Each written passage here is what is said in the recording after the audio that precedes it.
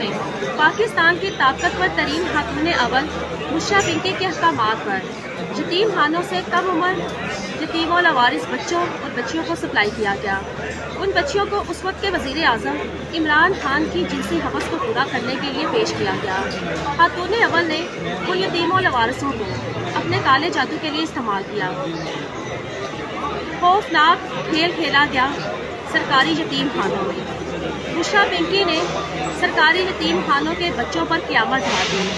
آج جو لوگ افسوس کر رہے ہیں کہ خاتون اول رہنے والی بشریٰ پنکی کی گاڑی پر لوگوں نے دھاوا بولا، نعرے بازی کی، یہ مقافات عمل ہے۔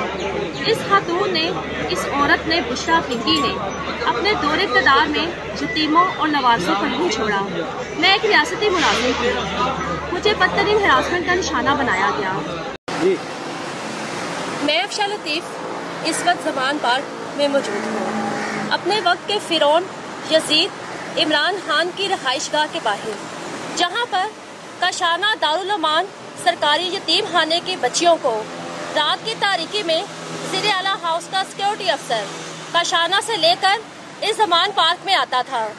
بشریٰ بی بی نے 24 ستمبر 2018 کو کاشانہ کا دورہ کیا اور محکمہ سوشل ویلفیئر کے دوسرے فلاحی اداروں social welfare complex green town میں بھی گئیں۔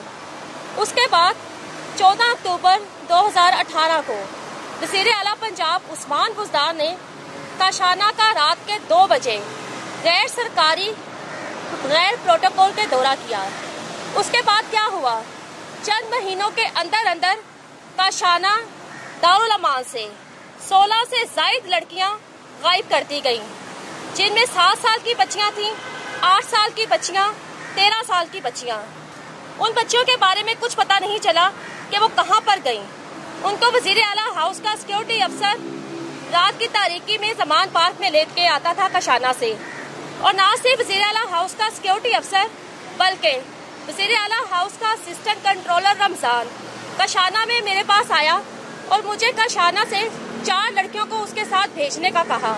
جب میں نے انکار کیا تو اسسٹنٹ کنٹرولر محمد رمضان نے مجھے سنگین نتائج کی دھمکیاں دیں۔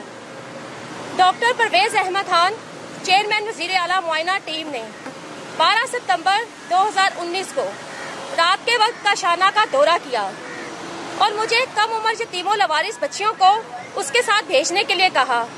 میں نے ڈاکٹر پرویز احمد خان کو بھی انکار کیا تو پرویز احمد خان نے بھی مجھے دھمکیاں دیں سنگین نتائج کی۔ وہ لڑکیاں کہاں پر گئیں؟